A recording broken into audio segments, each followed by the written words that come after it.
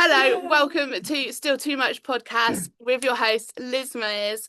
This podcast is where we are having honest conversations about neurodivergence, parenting, mental health, education, and what it really means to live in the world where we are often being told that we are too much.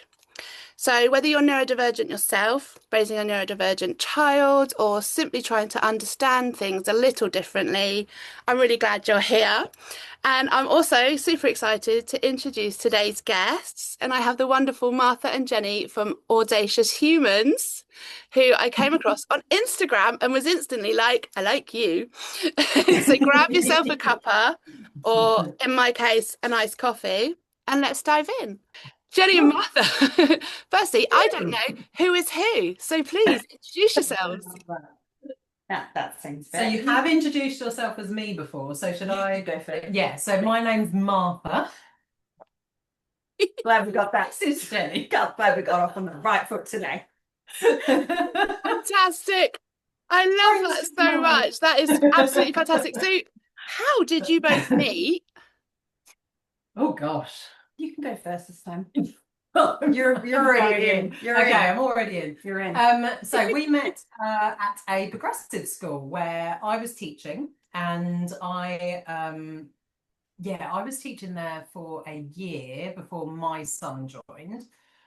Jenny's kids were already there. I'd moved from mainstream after about 16 years of teaching in mainstream. And I'd started at that school because I kind of felt like my child needed longer before going into a school setting. So his initial kind of early years nursery education seemed to kind of, suit him, and he coped, and we were coping as a family. But I kind of, just looking at the way that he learned and everything, just felt like he needed a bit longer, to kind of ask stuff. He wasn't particularly behind on loads of things. It was just, he naturally took, quite chilled kid at the time, so it just naturally took a bit longer in stuff. So I ended up moving and teaching at a progressive school that just popped up randomly in our local area, As these things like another do. mum mentioned it. Another mum mentioned it to me because I was just ranting about education and how much, I felt institutionalized. Everything was about data, it wasn't about the kids anymore. Michael Gove's curriculum had, kind of like Boo. everything had to be learned by rote. So, things over the 16 years had really, really changed since I had become a teacher, and I found it more and more frustrating. I kind of saw that it wasn't going to fit my son.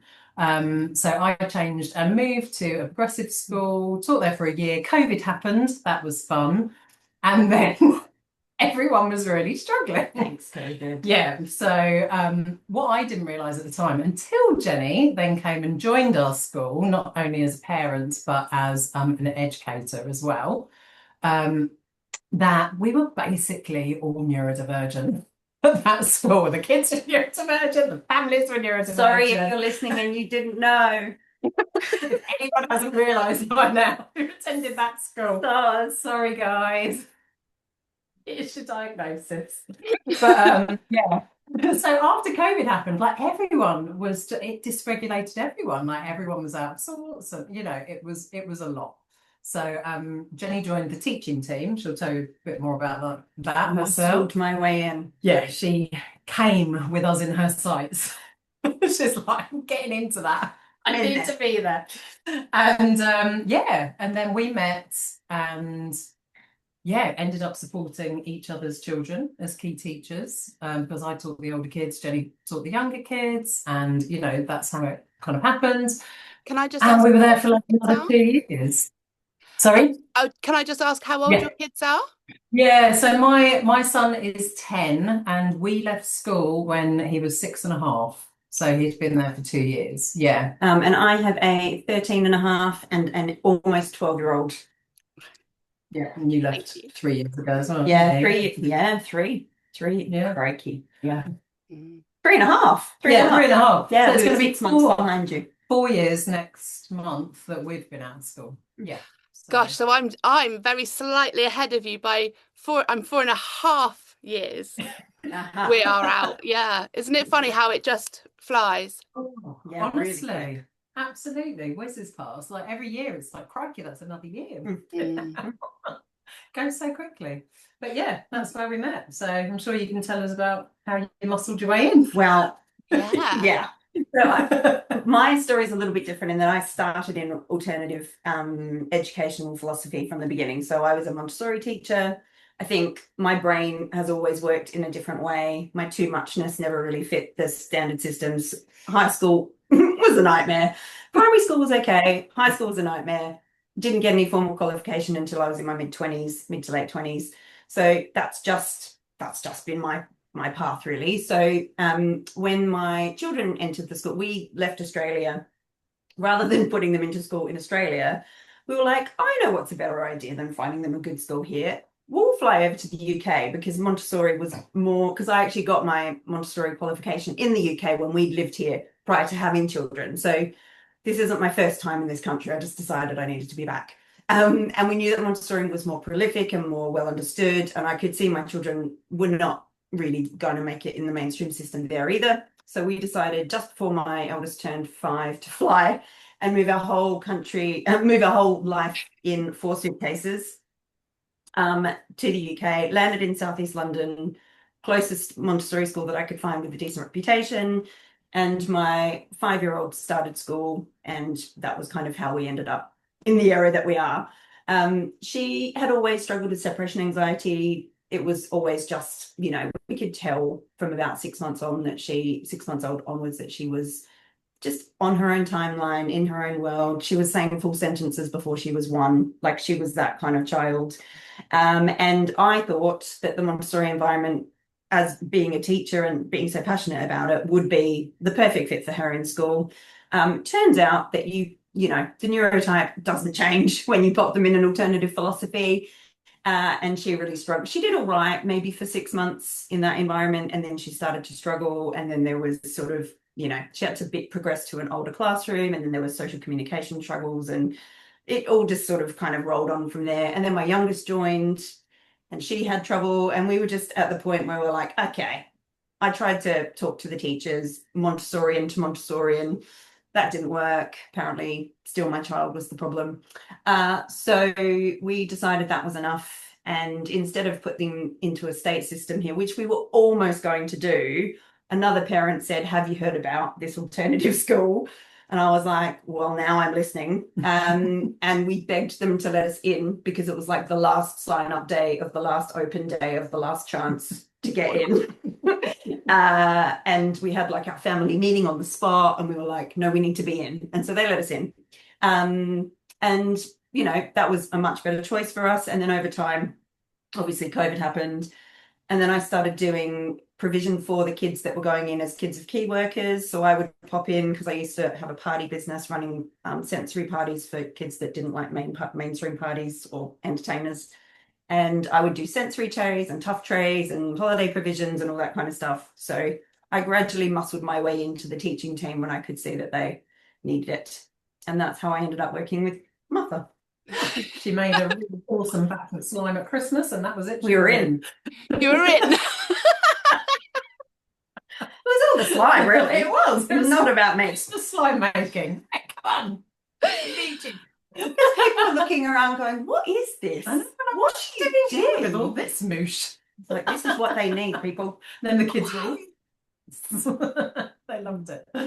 Absolutely love it. And I find it very interesting as well, just to pick up on the point about Montessori, and that still not being okay, your kids still being too much, because I think a lot of people think Montessori is going to be the answer.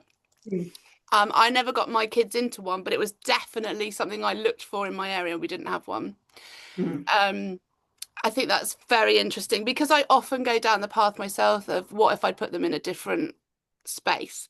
So you've kind of helped me think, well, maybe it wouldn't have been okay anyway. Maybe it really, it's the lack of identification of yeah, they're not great at. Unfortunately, what I find is that the philosophy in itself is I have so much respect for Maria Montessori and her methods, and her as a trailblazing female doctor of the time. Like, she's amazing. I still get goosebumps. And the philosophy in itself is and a brilliant philosophy. It's just you still need to be able to interpret it for the children that are in front of you. And unfortunately, the curriculum itself can be pretty rigid. If you've got some really diehard Montessorians that are like, no, this is the only way we can introduce this curriculum. The children do need to like fit these rules. There's no way that we can be flexible. Then you're kind of getting into those murky waters where you're not recognizing a child's individual neurotype, or you're not recognizing that actually the philosophy in itself isn't enough. We need to still be adjusting and moving and merging. So my new belief is that no one philosophy fits any child. It's like you're pinching and pulling from all different areas to meet the needs of the child in front of you, because they're, you know, you don't meet two humans that are the same, even in the same family. So why would one educational approach work? But obviously the practical skills and the following the child and the, you know, from an educator perspective, being the observer, not teaching, like all that kind of stuff is still right in my heart. And that's absolutely where I still go. But the philosophy in itself needs to be adjusted to still meet the needs of the kid in front of you. Yes. And I think, because my next question is going to be like, what was the turning point for you to home educate your children? Because I know that that's what, you know, you've gone on to do. For me, it was because the curriculum is so rigid. And you're saying exactly the same with Montessori. But however, that key for me was observe. Something I have learned to really, really sit with my kids is to observe them, to see what is really going on, and to stop putting my own societal expectations on them. And I found that incredibly useful. So was there a particular turning point with your children that, or was it you that then was like, children out, or did the children give you the key to move on? They gave us signs. Lots of signs. There were signs to be interpreted. Obviously, we chose school for our kids. That's what we chose. I mean, as parents, that's what we wanted. We knew that mainstream wasn't necessarily going to fit them, but we chose school for our children. You know, we're not elective home educators. We're still home educators by choice. Same. Raise your hand. Yeah, I need. Not elective. Yeah, not elective.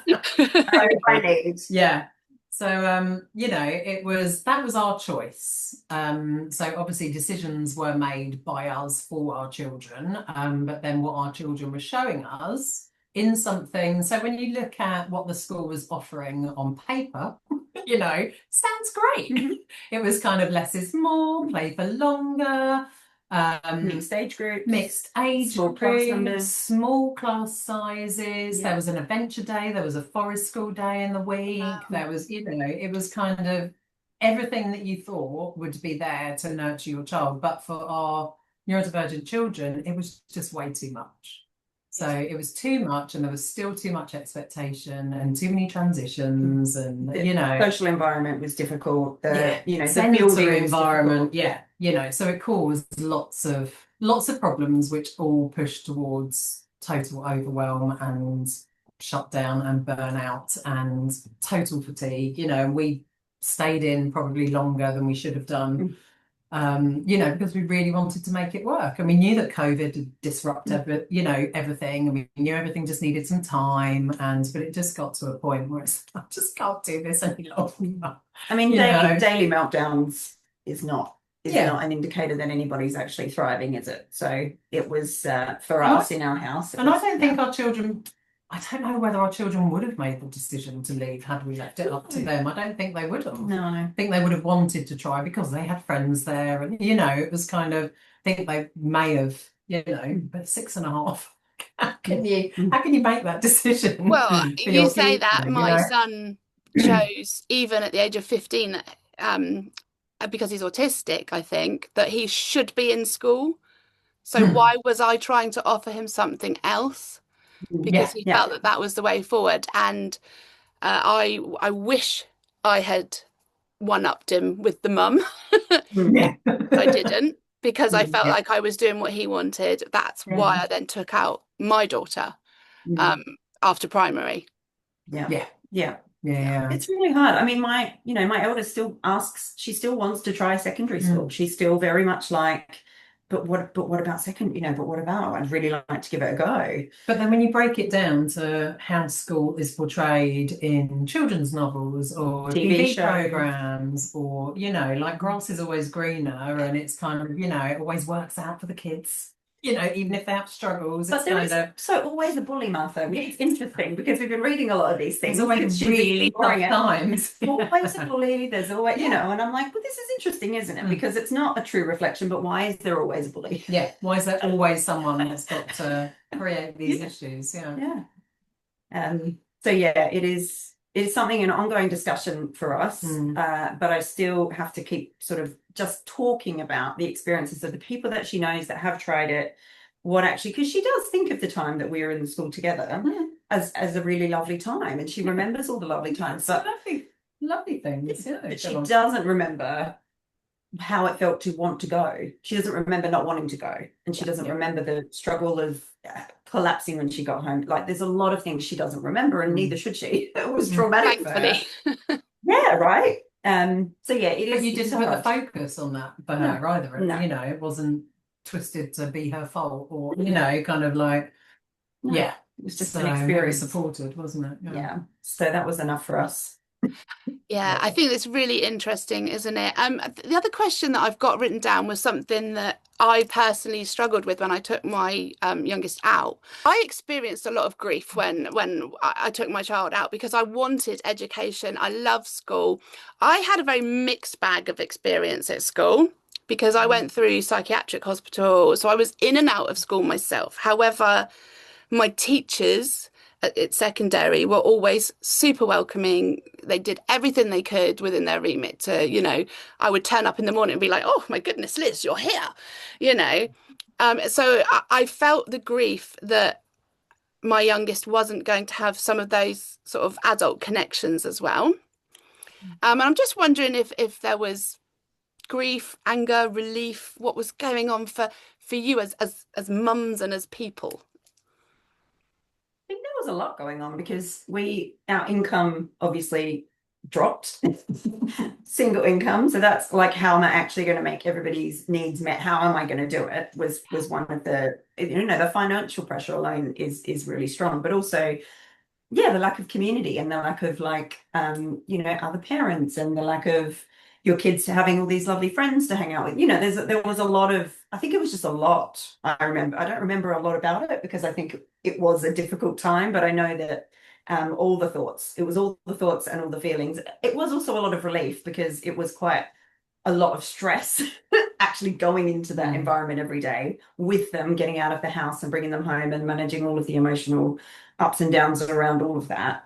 But yeah, I think there is a kind of grief because, you know, you're stepping into an unknown, and I didn't want to home educate them. And my husband had said, do you think it's a good idea? And I was like, I'm not sure what other option we have because mental health is not something I'm willing to play with. So I just think we have to work out a way.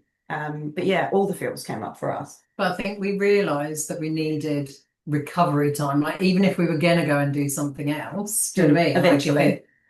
If you know, something was going to happen next, then it was just going to do it, you know, because we'd been, after the first year, you know, my son started struggling in the first year. So you have that relief of like quite a long summer holiday and then the stress of going back into that environment. And I just knew coming round to that next summer, I was like, summer's not long enough for us to, you know, recover and reset before going into that kind of environment again. So even though I didn't have anything in mind, I didn't have any time scale in mind, do you know what I mean? But I was like, people had asked me, you know, you're going to home educate forever? I'm like, I don't know. Absolutely no idea. But this is definitely what we're doing now. And I mean, I had to hand my notice in like a half term before, you know, so that I could leave as a teacher. Wanted to do that properly. And then that, for me, there was a massive flood of relief once I did that.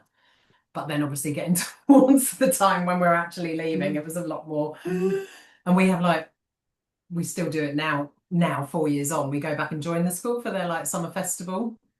And the club that we run, we do a pop-up club there and we do camping overnight. You know, it's a nice way to kind of like keep with it once a year. That's all we can cope with, kind of like once a year. But yeah, we're going to do that. So that's kind of how we ended our year. You know, we did get through to the end of the summer term, and then we did the whole summer festival and did that. And then it was, you always feel utterly exhausted coming home from that. And then that was it, you know, and that I suppose it's quite a flat feeling as well. You know, it's kind of like you're looking forward to something as well, but then like when it gets there and you're like, well, now this is it. It's kind of what do we There do is no now? September plan. Yeah. So there, It's having there's a that lot of whole grief, there's a structure lot of stripped yeah, away. And I should imagine totally. for you as teachers, that's doubly, isn't it? For me, it was school runs and when the terms were and fitting all that. But for you, it's much more your entire life. But then there's also pressure, isn't there? As soon as you walk away from the local authority to, the pressure may have been relieved for the child, but the pressure on the parents is, it can be all consuming. It's I kind of was like, right, literally going to ask you about that next. yeah, it's like, how soon are they going to contact me? What am I going to say? Literally, I cannot teach my child anything at this point. Like, they're in shutdown. They just need to recover, we just need to get back onto like an even keel. So it's Absolutely, such a because shame that time isn't respected. No, So it's not. And that was something because I picked up when we had our little emails together that you've done, unschooling and deschooling, and not a lot of people know about deschooling. So perhaps you could explain that to more parents. That would be great. I mean, it's kind of unpicking, isn't it? Like we call it an unraveling. Unraveling. Yeah, we call it rapid unraveling. Yeah. But it's kind of letting go of that need to provide curriculum or letting go of that need to provide structure and letting go of that need to provide learning and what learning is and understanding learning in a different way and kind of going, is this for me or is this for them, or why are we doing this? Like I think it's like an endless question experience, really, because because of the pressure that you're put under by the local authority or you're put under by other parents and families that you're in the circle with, and you see that they've got a 7-year-old child who's thriving and reading all the novels, and your child is like not doing that. There's all that pressure, isn't there? So you're constantly like, oh my God, like, what am I going to do then? How will I fill up this child's head with knowledge so that I'm not a crap parent and nobody else judges me and I can write my LA reports? Like, there's a lot going on there, but the process of deschooling is literally stepping away from all of those ideas, concepts, thoughts, and looking at your child with fresh eyes and understanding what they actually need and working together on that to provide them opportunities that they enjoy, basically, is how we see it. It's like you were saying about curiosity and just observing. It's just kind of like watching them. What's happening, what they're into, what they're doing, and why they're doing it. Even if it's something that you wouldn't have necessarily wanted them to do or provided for them, why are they choosing to do that thing?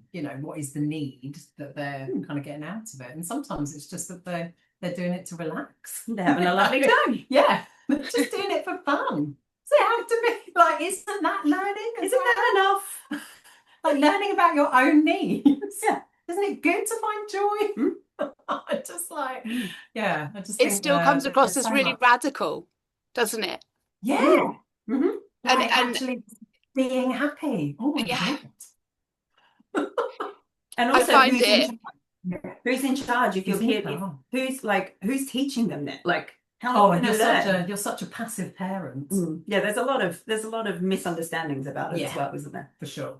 Huge amounts of misunderstanding going on. Have you come across anybody that has kind of picked up on I don't want to say bully you, but giving you that kind of uncomfortable feeling that what you're doing is wrong? Because I think that's something we all come across. Oh yeah. All the time.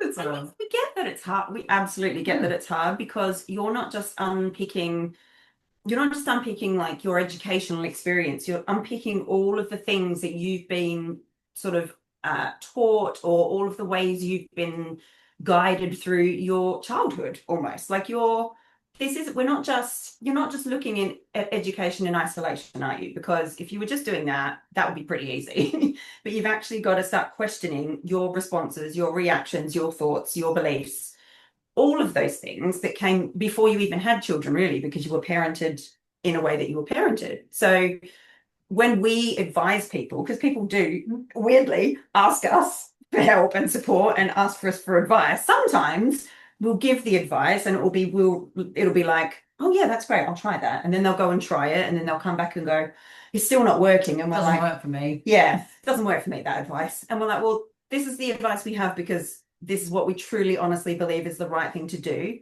Follow your child, support their needs, even if they're in burnout, let them recover. But sometimes that stress from all of the belief systems that tell you you're not doing enough is when we get the pushback, because people are like, well, I'm sorry, that doesn't work for us. I'm gonna go to Twinkle now and print off a lot of worksheets, and we're just going to do that because then I know my kid's learning something. And then Do you know what I mean? Like, it to the local and then I can charity. report it to And my I'm a good parent. parent. And I get the fear. I really get the fear. I do. It's not But it's a quick thing. fix, isn't it? It's our quick, you know, everyone's looking for like a quick fix to fix the thing in front of them, and that's not possible. No. And we can see where people get stuck along the process because, especially with a PDA child, I think lots of people turn to unschooling because they've tried other stuff and it doesn't work, but they still get stuck with the deschooling themselves. Do you know what I mean? Because of the noise of society. And we get it. We totally get it, you know. Yeah, But I it's have a not. PDA. We're in it for the long game. You know, earlier on you were saying that, you know, all children are different, you know, even the ones in our own family. And I mean, my autistic son, who after COVID was technically past GCSE level and was so completely burnt out that I just took it all away. However, he still wanted academic things to do. Whereas my youngest, the minute I try and download something, even if it's like an Etsy project on dinosaurs and it's all very beautiful, it's like, nah, go away, mother. What are I you see on what you're about? doing. Yeah. That's it. It's like, I think if your child has been in especially a mainstream school system and that's what you've taken them out of, that's their view of education as well, isn't it? Do you know what I mean? And even though that's not what my son was exposed to for the 2 years of school, he wasn't sitting down and doing worksheets, but he still thinks that school is to do with teachers and being in a classroom. Do you know what I mean? So, you know, they have the view of what they have. So I can totally understand why your older child was, yeah, kind of locked into that viewpoint for himself. Yeah. It's incredibly challenging, and I think a lot of parents really struggle with when are they making the decision. And when I say decision, I take that lightly because it's not necessarily elective home education, but when they're trying to think about what is next for their children, I think what would be your biggest misconception around how that would go? Because for me, I thought I was going to instantly create school at home, you know. And I was like, right, Oxford Learning, we've got the folders. It's fantastic. I'm now a teacher. Who knew I could be a teacher? And that was my biggest one, especially with my PDA. I was like, whoa, I couldn't have got that more wrong. What was your biggest misconception, especially as teachers coming at it from a different way? Oh, we thought we'd nail it. I mean, we were teachers. Like, we've got this parenting lot. One in front of me. You've got two. Easy hours. Oh, good. Wrong. We did have experience, so like from the progressive school, you know, because there were so many neurodivergent kids there, diagnosed or not, in front of us, you know, it's kind of, I was teaching the older kind of key stage 2-ish, you know, kind of crossover key stage 1, key stage 2 age kids, and there were like a maximum of 15 in the class, and there were 2 teachers. Do you know what I mean? Like teaching them, and we'd split them into smaller groups and blah, blah, blah. But we still couldn't reach all of those kids, you know, because it depends on what their interests are. It depends on what had happened that day before they come in. It depended on, you know, whether they'd had a good night's sleep, whether they were anxious about anything, whether their friend was there, whether their safe person was in, you know, like there's so many different things that actually impacted their experience. You know, we knew it would be a bit of a struggle, but, you know, we didn't realise that our kids would need, I think, to unravel more before it got better. So I think that's the thing that scares parents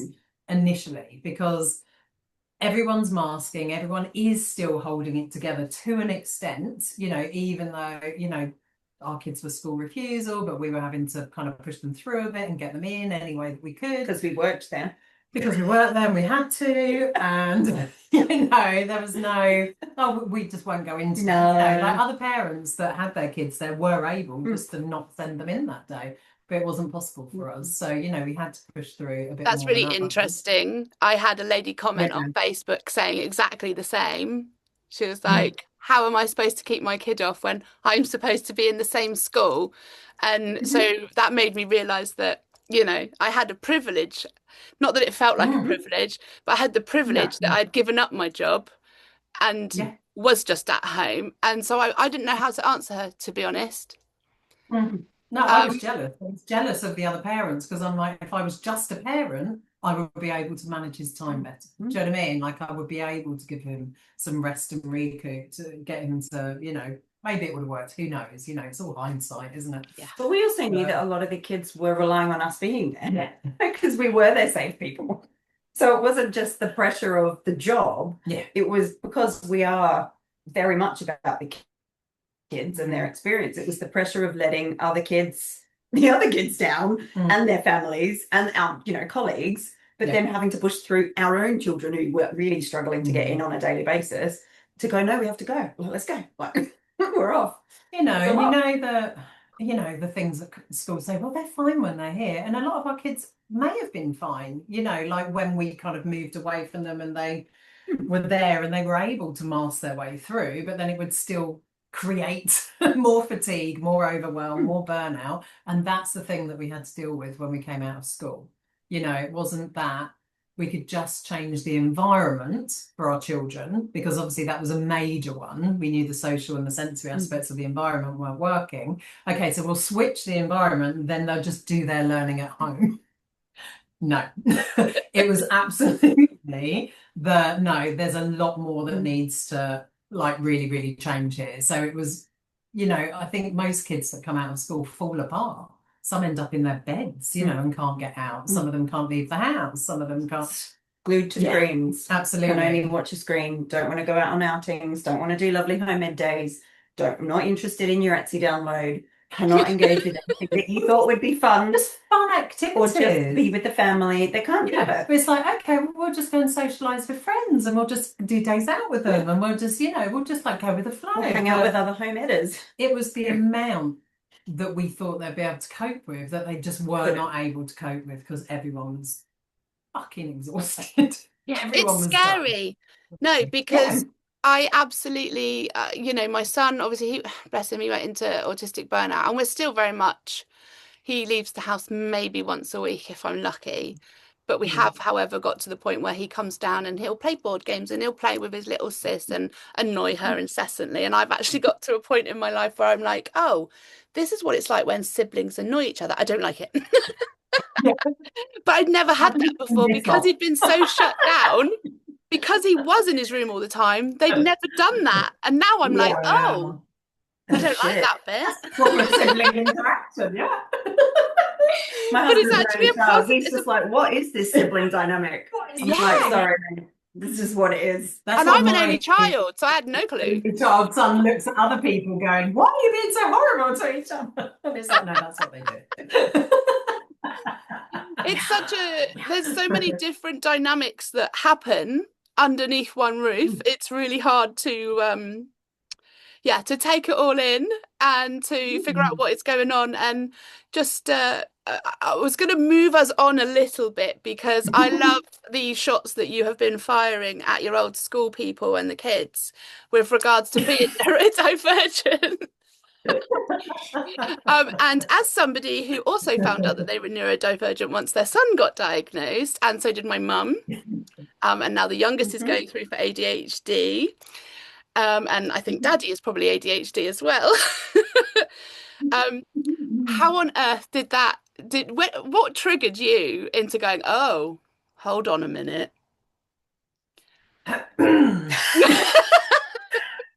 Really? As an inbuilt neurodivergent radar. Yeah. And she saw me and my entire family. Yeah. It's I mean, when you there were subtle hints. Very subtle. Subtle hints given. When you I think because my eldest at 6 months was showing because I was, you know, like I said, I'd done all the training and I'd done all the Montessoriing and I thought I'd nail all the things, parenting, educating, whatever. I thought it was going to be amazing. And at 6 months, she started showing us that she needed more. That there was a lot that she needed, a lot more attention, a lot more accommodations, even from the age of 6 months. So then I started going. She started talking at 6 months. She did. Her first word was Vespa, because what 6-month-old says Vespa? Anyway, because that was our cat's name. She went Veppa. It's different. She went Veppa. I went sorry. Anyway, so because of that, I started researching because I was like, okay, there's moreness. My knowledge isn't enough. Why is to support this her hard? needs? Why is this hard? Why are we not going through the usual developmental, you know, ebbs and flows? Why aren't we getting on track? Like there was a lot of things that were very spiky profile from that time. So I did the deep dive thing, as I do, and it became my special interest. Yep. And then I realized that I couldn't turn that off when I saw other people that had similar characteristics. When you know, you know. When you know, you know. There's nothing. I can't do anything about it. But also because my t-shirt says hypervigilante for a reason. I'm quite a hypervigilant person. I've had for all the very many reasons which we won't go into. So my body senses people and things and environments really quickly. So I can't turn it off. And that's what happens with neurodivergent. So I've said to very many people, and I call it fishing, because it's very difficult to talk to somebody about a child that may potentially have, you know, a different neurotype to the type that they thought they had, right? So I would fish them. I'd be like, have you thought about, what about this podcast? Have you maybe, there's some really good books I read that helped me, and like you could read those. And so that's kind of how we start that process. I love that. That's so respectful, though. It's nice to receive it, does it? It's like, what's she saying that? And then I get messages going, oh, hang on. You were right. I was like, yeah, I was. I remember that being a mainstream teacher. You know, you'd have conversations with parents about their kids, but they just couldn't see it in their own children because they're like, but that's what we all do in our house. That's our family culture. Uh-huh. My mum's like that. Yeah, she is. Yeah. And then like the dad would come that one time and you're like, oh. Literally, my aha was when my son was getting his diagnosis and we were sat there and she was like, well, she said, does he come up with any fantastic words? And I said, yeah. I said, the latest one is apocalypticizing. And she was like, oh, right. And I was like, yeah, we're always playing with words at home. We're always coming up with these new. And she looked at me and I was like, is that not normal then? Like, and she kept giving me these weird side eyes, and I was like, oh. Uh-oh. I love that. Such a slow realisation, isn't it? Yeah. No, I think I realised I was autistic before I thought I was ADHD. My husband's much more, you know, ADHD normal displaying, I think. So I was kind of, well, you're kind of that one, and I must be the autistic one. But even though I still thought that maybe that was him as well, you know, and then it's kind of, yeah. So I think podcasts and stuff, looking at my own child's behaviour and then really thinking back and going, well, I did speech therapy as a kid, and you know, I found that hard, and I didn't realise why things were happening. And you know, when I wasn't coping at secondary school, I was situationally mute, and you know, I couldn't, like, I suppose, you know, my emotions and everything that I felt, I wasn't able to communicate, and you know, but no one had helped me, you know, no one had seen anything, you know, it's just like I kind of coped in that system enough just to get through, but by the time I was out of it, my mental health was absolutely shocking. I would like to, you know, to pick you on that, if that's okay. Process. Yeah. If I may, because I feel the reason that a lot of us of a certain age got through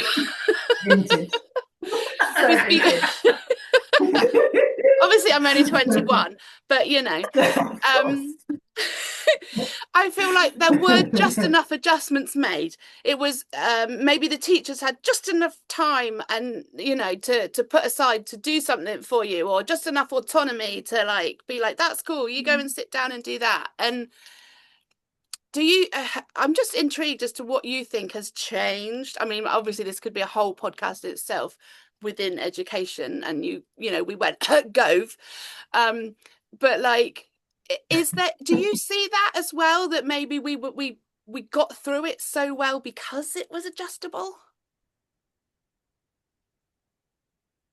It was a different time, wasn't I it? can't remember adjustments. No, I I can't don't think remember anyone gave me any adjustments. I think it was me that adjusted myself. One of my favourite memories of secondary school was, and when I realised I was too much, was that one of my teachers decided he couldn't manage me in the class, and he would just send me out before he got in. So I would rock up for the day, and they'd be like, outside. I'd be like, okay. So I would just take snacks with me and sit outside. He just couldn't, you know. And the problem for me with that particular teacher was, as an undiagnosed neurodivergent person, was he had vibes that made me uncomfortable. And I didn't want to be in his classroom because the vibes were enough for me to just absolutely prevent any kind of learning, any kind of respect, any kind of understanding. And I would just rather not be there anyway. So there wasn't any support for that. He just went, oh no, you're not coming in. You can sit out there. Well, and I think that's like because obviously going through diagnosis, you have to go back through all of your, you know, kind of school reports and stuff. So when I kind of went through that, the things that I have been interested in my adult life, it is not reflective at all in my school reports that those were my strength areas or that I was interested in them, because it really depended on the teacher and how the lessons were set up. So stuff like home economics, you know, like I have such a shit report from home ec. I remember just pretending to faint in one lesson because I was so utterly bored. I just wanted to make my friends laugh. You know, other times I was so bored in school, I would just walk out in the afternoon. No one knew. No one contacted my parents. I'd just walk out of a friend's house in the afternoon and then just wait until school was out and just walk into town. You know, it's just like I accommodated myself. You know, I asked my mum to change my school because I was so fed up with the school that I was in. Do you know what I mean? Like everyone else, I was in Kent, and so everyone had gone through the 11 plus down there and gone on to grammar school. I was borderline. They wouldn't let me through. They were like, oh, we need some people for, you know, our results. So I literally stayed another year, and it was just shit. And I was like, right, I'm going to start bunking off if you don't change me. So it's like, okay, we're just going to look at another school. But like, my parent didn't see that need in me. Do you know what I mean? It's kind of like there wasn't any, you know, I was faking signing reading records, and you know, I wasn't doing the work basically. No. So I got to GCSEs and nearly didn't get the basic passes that I got because I hadn't done coursework. So just had to hyper focus at the end, you know, like there wasn't support. I think my mum took me in for one meeting with the school that I changed to. It was a better school, but that's still the one that I was walking out of. And like had a meeting, and I had a tumultuous relationship with my father, you know, unrecognized neurodivergence. We absolutely clashed. He just came across as being incredibly narcissistic. And yeah, we clashed. I was the one that just raged against the machine as a teenager. And they were like, oh, it sounds like you guys are, you know, you're quite similar. And I went, right, I'm done. Just like got up and walked out, and they were like, oh, okay. And then that was it. Like there was no, you know, no recognizing that I needed some help. No digging. You know, there was no curiosity. No curiosity. It was like, well, you can't, you know, she's all right. She's getting through, because it's all about academics, isn't it? Like the other stuff didn't matter. It didn't look like it bothered anyone. And then it was absolutely just about control and conforming, and that was it. And as long as I could do most of the things and control and conform, because when I walked out, I don't think anyone noticed. I don't think anyone was recording any of that. Do you know what I mean? Which is utterly terrifying. I wasn't at school, but I was, yeah, just wandering around the streets. I could have been anywhere doing anything. But you know, but that was my school years. You know, I loved primary school, I thought I loved primary school until my mum said, yeah, no, there were teachers that you didn't get on with, and it was much more after Key Stage 1 when there were, you know, higher expectations and sitting down. And I do remember the old desks with like the wooden desks, you know. Did you have those? Yeah, we had them. Yeah, like a real classic. Yeah, lift it up, put it down. Yeah. I remember just being at the back of the class and just like lifting it up and talking to my friends, and I had like little boxes of, you know, like rubber collections, and Yeah. That was my interest. That was what I was doing. I wasn't doing anything to do with you guys over there. Didn't realise that I couldn't hear in that environment either. Like I can't filter out background noise. So if there's any other movement, if there's any tiny little sounds, then that would have taken my attention, as opposed to someone standing at the front of the class and trying to teach me.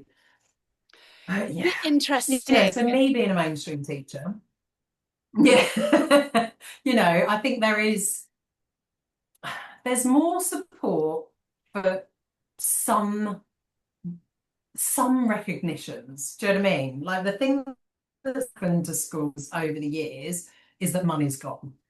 So, money was taken away from schools, especially by Michael Gove and that government coming in. Labour before that were trying to do, we kind of knew that the curriculum worked best when it was topic-based, when it was interest-based, when it was relevant to the kids, when you could go wider and deeper and you could teach something through something that's much more interesting than a dry subject. So odd. Yeah. So, it got to the point where this curriculum that, Labour had like invested lots of, and this isn't, saying that I'm pro-Labour or anything, it's just that's what happened at the time. They actually asked teachers, listened to teachers, Yes. and got teachers' views on how things needed to change within the education system. So we're talking like a long time ago.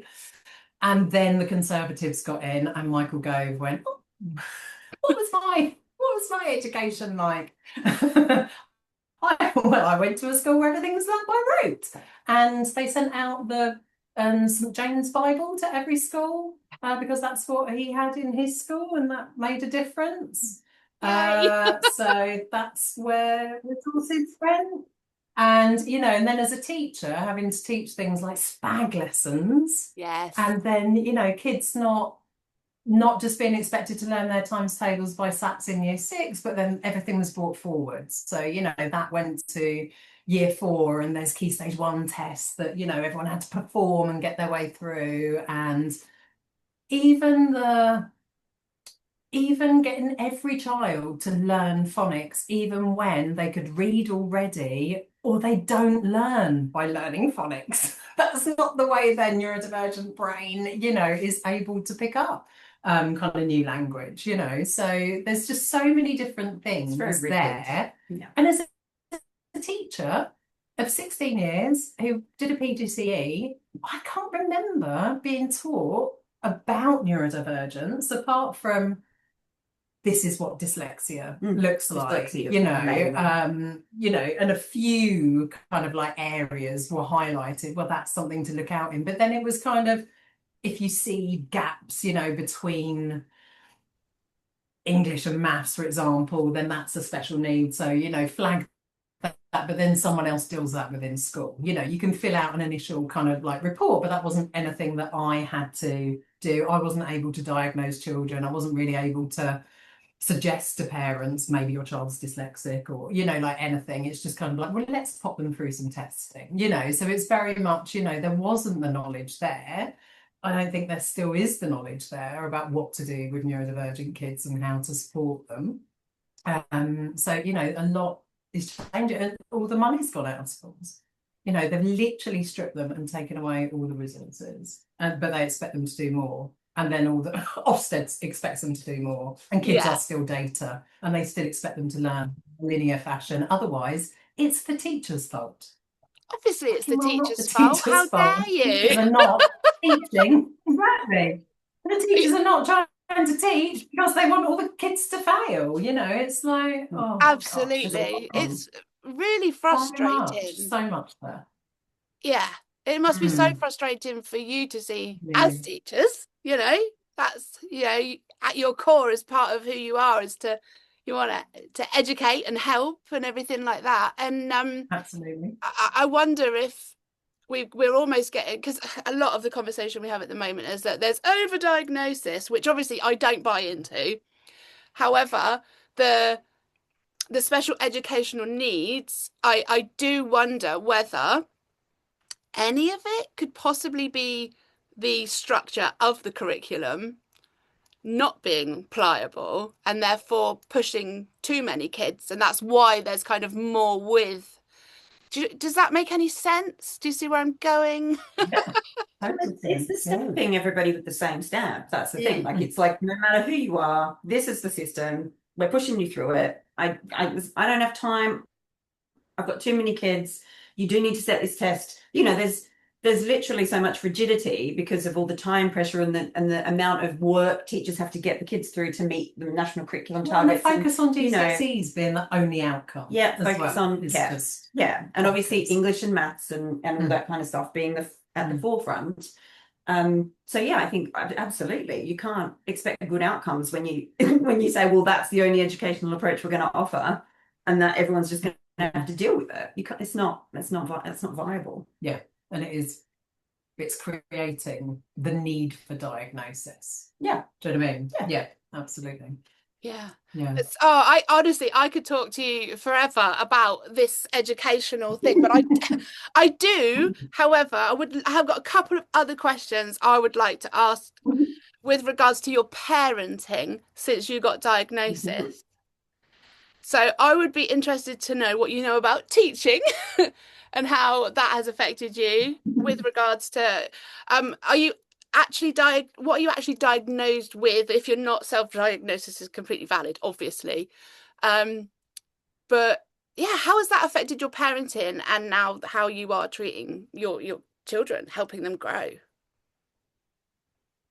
So Martha is the diagnosed one of us too. I'm self-diagnosed, but it's pretty foregone conclusion in so many ways. It's a big arrow. I see you back. I see you back. I was in a chat group at one point and I mentioned some traits and someone was like, yeah, let's hold the sign up. I was like, all right. So I'm a PDA and definitely ADHD autistic. So that's hence the word audacious in our business name. But Martha has the paperwork to confirm that that's her diagnosis. Yeah. Our family went through diagnosis all together. We waited a couple of years to get my son diagnosed after we came out of school. I didn't feel like there was a rush because we weren't trying to, kind of like squish him into it. Or get services or support. Or ask anyone for any help because I kind of knew how that would go. So yeah, we went through it as a family. I think they probably want to wait until kids are about 8 until they diagnose ADHD anyway, just in case, they grow out of it.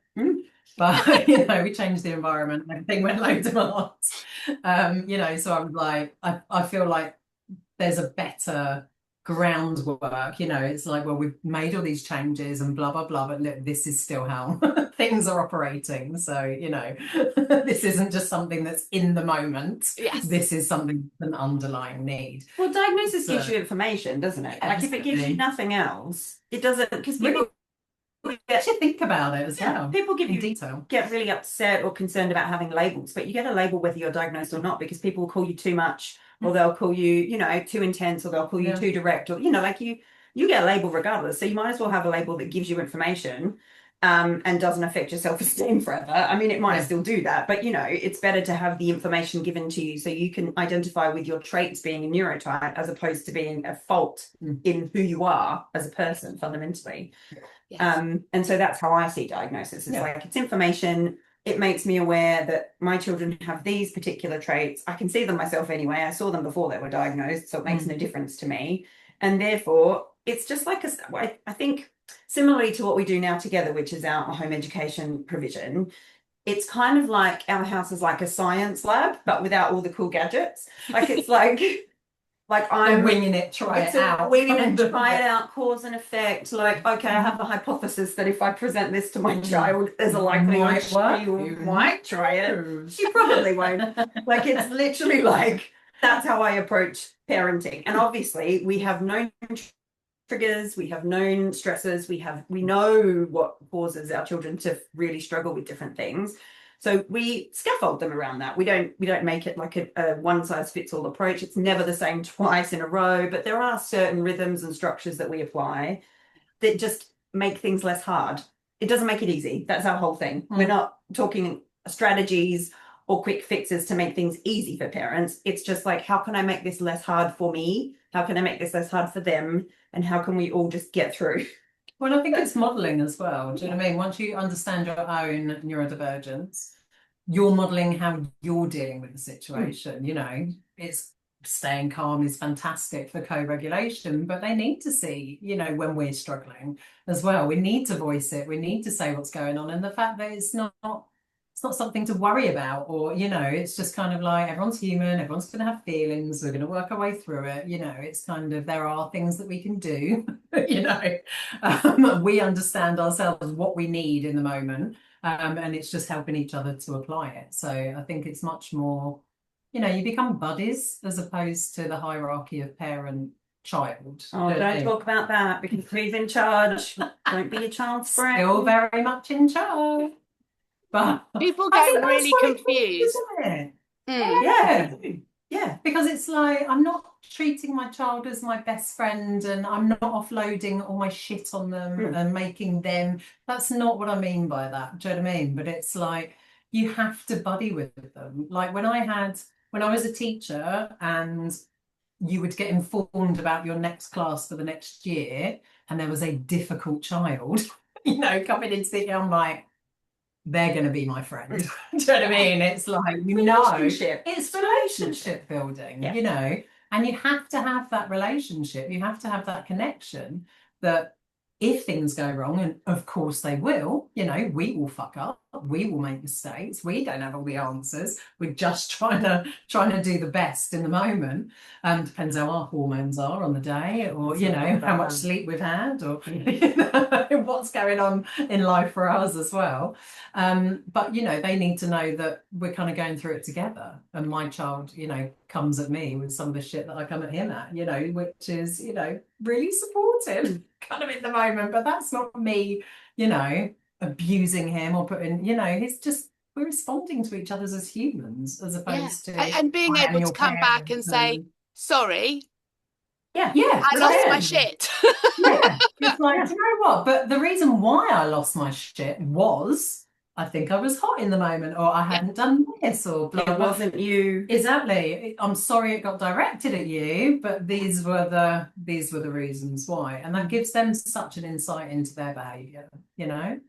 So it's just about having a relationship that's robust enough to ride through all of those moments. It doesn't get broken. It's just trust, connection, relationship, and, you know, always kind of trying to repair when things go wrong. That's the best you can do, really. But I think the neurotypical parenting of, you know, when parents explode and then they're not doing that, and then the child does totally internalize that they're the problem. Yeah. You know, that's what we're trying to break down. It's a real generational cycle breaking effort, isn't it? Yeah, huge one. Yeah. I'd be interested to know if either of you have parents that were able to do that to some extent for you. I mean, I was really lucky in that my mum is the black sheep of her family and was able to start cutting those binds, if you like. Because, you know, and she'll always say to me, well, you're doing so wonderfully with what you're doing. I wish I'd done that. And I'm like, yeah, but you did start by, for instance, always just having that balance between parent and friend. I could talk to you about absolutely anything. I knew you wouldn't judge me. And if she was upset or angry, she would always, you know, would apologize. We'd come together. Did you either have any of that, or are you the cycle breakers? Are you like my mum? We are the cycle breakers. Yay! Yeah, it ends with us. It really does. Yeah. I mean, I didn't have a usual experience of childhood. Like, I was born into a family of 4 children before me, but from a different partner. So I was number 5 of 6 kids, and there was a whole story that happened to that family before I arrived with my, you know, with my dad and all that kind of stuff. So I was literally an observer of all the things that can happen in a teenager life. Like, I was an auntie at the age of 3. Like, you know, I had a whole different experience to what other people might have. And I just think my parents didn't have the bandwidth to kind of do all the things. And I was quite too much, and I was very emotional. And I remember all of that kind of stuff. So no, I didn't.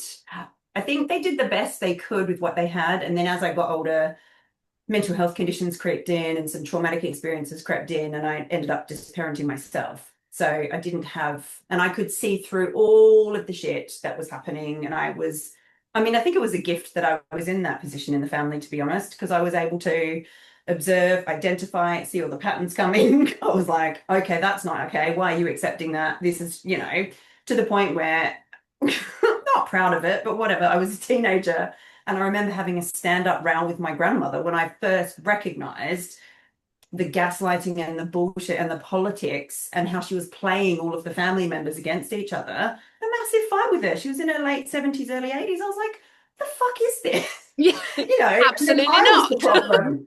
And I was the problem for shouting at an elderly lady. I'm like, I was wait a minute. Why aren't any of you getting pissed off about this? Yeah. You sound so similar to my mum. Oh, Yay, the cycle breakers. Really? It's a fucking rage, mate. Fucking It was a rage. lot. So It much was a lot. rage. And so I think, yeah, it was a difficult position to be in, but I think it was a gift because I was like, hang on a minute, I don't want any of this shit for me. Thanks very much. Because I was an auntie so young, like my elder siblings had kids at the age of 17, like literally, and my mum had kids at 7, like literally just repeating the patterns to the point where one of my siblings was taking bets with his friends over when I would get pregnant and would tell me that that was what they were doing when I was a teenager. And apparently that was fine to have that kind of conversation.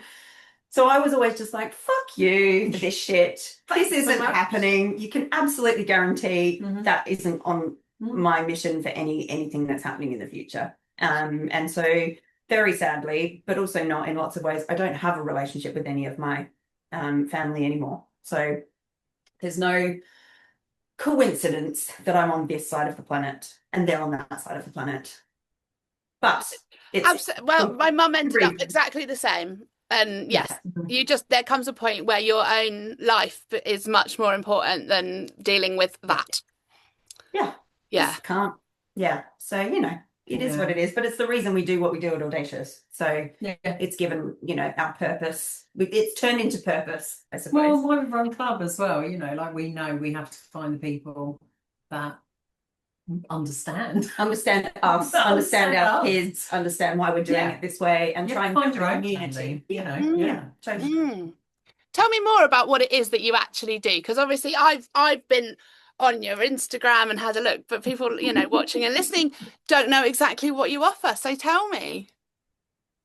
So when we came out of school, we decided that we wanted to not lose community, because obviously Martha had been out for 6 months. She'd done a lot of like trials of SEN groups, and she was like, oh, I'll go do all the research before you come out.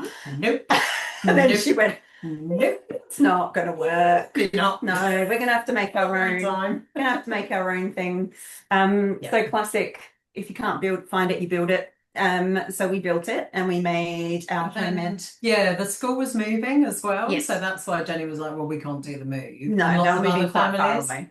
Yeah. Lots of other families couldn't do the move either because, a much longer commute on top of kids struggling with the day anyway was just a no. So we had some community kind of coming out at a loose end, wondering what the heck they were going to do. Asking us what we were going to do so that they knew what they were going to do. And so like, okay, maybe we could do this. Yeah. So, and we were warned, but like, home editors aren't always very, kind of, they travel around and they dip in and out. And obviously with PDAs, it's even difficult. It can be quite flaky because you don't always want to sign up to something and So we created Make and Create Club, which runs once a week on a Monday now. It's a 4-hour club. And we say it's for the kids, but it's as much for the parents as it is for the kids. Definitely. We have an amazing community of families that have found themselves in the position where their children aren't school shaped. They have PDAs. They're really seeking connection. They're seeking support. They're seeking understanding. A lot of our families have been told that their kid can't go to certain groups, can't go to certain clubs because their behaviour is not acceptable, or there's nothing they can do, or they've never seen a child with such high sensory needs, or these are the messages that these parents have been given. And we will take anyone who comes in who needs come for a trial, who wants to come and do a trial. So we always have a cooking activity, we always have a craft activity, we always have a sensory activity, but among that we have a load of other self-directed provision. Everything's optional. And we don't teach. We don't teach. We're not teaching. We make sure we make that clear. We have a lot of kids who have had school trauma. We still have some clubbers at the minute who can't eat in front of us because she still sees our role as teachers, because she's had adverse experiences. And so, yeah, we make it really clear. We're not here to teach you. And we have the parents come up and go, such and such said that you're a teacher. And I'm like, well, come and talk to me about it, because I'll let them know that I'm definitely not a teacher. And this is why. And this isn't a slant on teachers.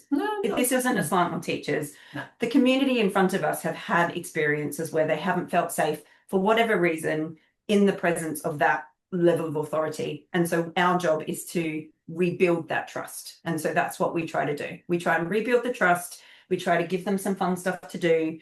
We hang out together, we laugh, we're inappropriate occasionally. Like our kids are very sweary. A lot of our kids are a bit sweary, and like, you know, how the parents get judged if they've got a sweary kid, but they don't get judged at Make and Create Club because some of them are a little bit physical. You know, some of them have meltdowns, and you know, the parents have had these experiences where melting down in public is a big unacceptable thing, you know, and your child is wrong, and what's wrong with your child. And kids just don't want to talk to anyone whilst they're there. But you know, it's kind of like whatever goes when you're in our club. And they come for as long as they want to, and they leave when they need to, and there's no we're as flexible as we can be. And you know, I think what families have found is that it takes time as well. You know, again, no quick fixes. This isn't oh, here you go, you're going to walk into our club and all of a sudden going to be magical. Here's your children's education laid out. It's not that, but it gives a sense of rhythm, it gives a sense of flow to the week, it gives some kind of, you know, it's like flexible enough loose structure. It gives opportunity for socialization, it gives opportunity for interest-based stuff, you know, and just feeling safe and connected. And over time, you know, the friendships that the kids have made and the parents, and you know, the fact that people have found other people that, you know, their child has their first friend. Yeah, you know, and they can cope with a club because, you know, lots of these homemade, like the t-shirt, like Vigilante, lots of our kids are like that. You know, they go in and as soon as something feels off or there's kind of pressure about, oh, just come over here, you know, we're so gentle, come over here and join the group and you can do the act. No, sit down in a circle. We're so gentle. We just have this one activity that you need to do if you've signed up for it. You know, so we plan activities, but we have no expectation that the kids are going to do them. We're like, this is like a bunch of resources. Like you can use it in whatever way you want. And there's an idea, we've given you an idea. You can follow the idea or you can leave the idea. It's fine. And some kids like the structure of, okay, I'm coming over to make the thing. Yeah. And that's how they engage with it. But other kids do not want to make the thing. No. Or you're like, you know, they want help, but then as soon as we start going, well, you could do it. No, I do it my way. Really fine. Do it your way. I think that's brilliant. But the conversations you have, and these kids have been told they're not okay to be in certain places, and you have these amazing, you know, philosophical, deep conversations with some of these kids. We've got one who's super, super passionate about environmental causes, and he draws posters and he's putting this collaboration together, and he's given a monologue because he wanted to teach the other clubbers. He's really passionate about veganism, and he wanted to share that message with his clubbers. And so we're putting together like a video reel of his voice with his pictures that he's drawn, so that we can, you know, give it to Chris Packham to see. You know, like there's all these amazing ideas. And he, you know, because I was vegan for a long time, and he wanted to know why I'm no longer vegan, and we had to have the conversation. And at the end of the conversation, he's like, well, it's really, what did he something like, it's really good that you still think about that, Jenny. You know, like he just really, he really wanted to understand. And if you give kids time, and if you give them an opportunity, if you have a conversation with them on their level about the things that matter to them the most, then that's how you rebuild the trust. That's where you get, you know, those relationships and those lovely chats. And, you know, we've had so many just moments where we're in tears because we've had these moments with these kids that you just, other people have written them off. Yeah, there's one mum, you know, last week was just like astounded because her child started playing with another child. And that's like the first time since they've been out of school. You know, she's been so attached to her mum, and, you know, and like mum's exhausted, obviously, trying to meet her child's need. You know, it was just amazing. Gives people hope. Yeah. Yes. But they've been for months again. Do you know what I mean? It's like it's taken months. It's not quick. It's not a quick process. They need that time. I think people are always surprised because people ask me how long did it take for Harley to start doing this, that, and the other, and I'm like, well, it wasn't a week, mate. No.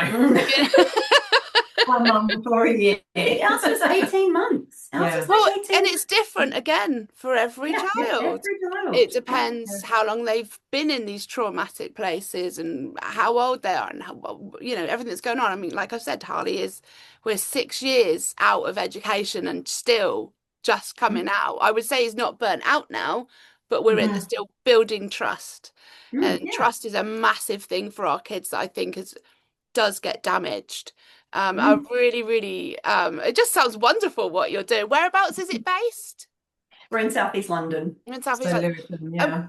And where can people find you to find out more information if they are lucky enough to be near you? Because I want to come. I know. Do you know, we've had anyone's welcome to come. Yeah, anyone's welcome. We have had quite a lot of people interested in replicating it in other parts around the country. So we are looking at ways that we can make that happen. But because we've got teacher brains, not business brains, it's quite a difficult thing to translate over, but we would love it to pop up in different areas because we've seen the magic of what happens when it works. But we have an Instagram account and we have a website, which we're very proud of because we never had one before. The spelling of our name does trip people up. We will hold our hands up on that, but our brains just needed not do it. Quirky business name. So instead of the word audacious, we had to make it AuDHDacious, which obviously trips people up in the. But then we never pronounce it as that because why would you? Because why would you? So it is AuDHDcious Humans. And our website is www.audacious, spelt in the way that we said, .com. And we're also on Instagram as AuDHDcious.humans. They're the main two places. And I will put it in the description and everything so that people can easily click it without having to scribble it all down and what's going on. That won't be a problem at all. Well, it is time for us to be finishing up now. So if it's okay, I'm just going to give you a couple of rapid fire questions to be finishing up, because otherwise I feel that we will be here for another 4 hours because I could quite happily talk to you. Okay. So I've got a little bank of questions here. What should I go for? I'm going to go for, what is one thing every parent of autistic ADHD child needs to hear today? Their child is not the problem. Absolutely. Child is not the problem. Systems are the problem. Everything else is the problem. The child is never the problem. Trust your guts. Trust your guts. Yeah. Okay, one more. What are your children teaching you right at this moment? Oh God. All the things. All the things all the time. Do you know what? Recently, I'm like, I think you are teaching me that we've kind of got it right. Do you know what I mean? Like the progress we've seen recently is like, we've been winging it for a long time, Liz. I mean, like we're saying, it is trial and error. Do you know what I mean?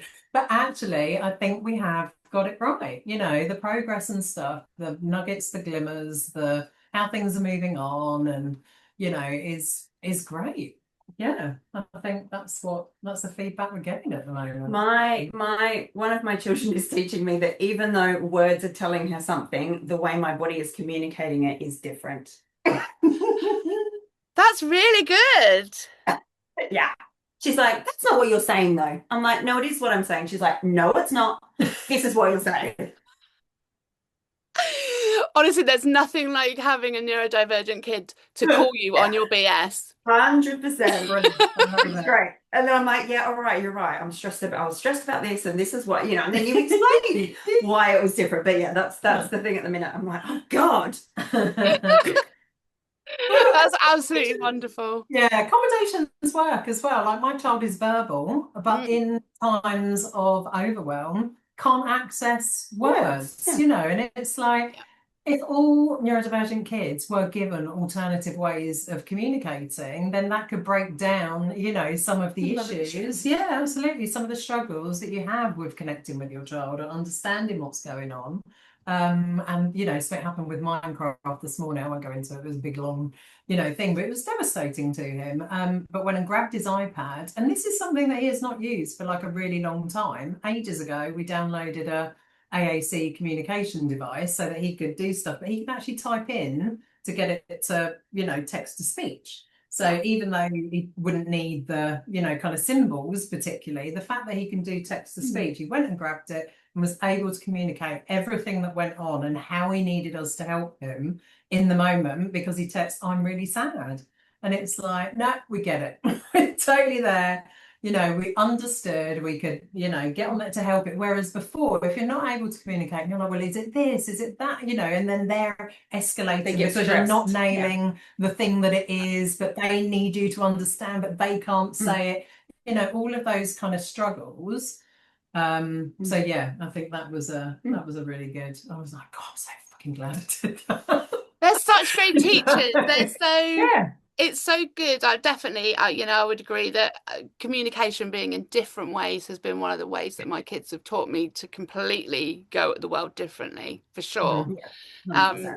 It's very, gosh, what a journey to be on with our children. What a ride. Wild roller coaster. Roller coaster. It really is. And so let's end the show with your one thing to describe your next point in life. What are you next aiming for? Give me some hope.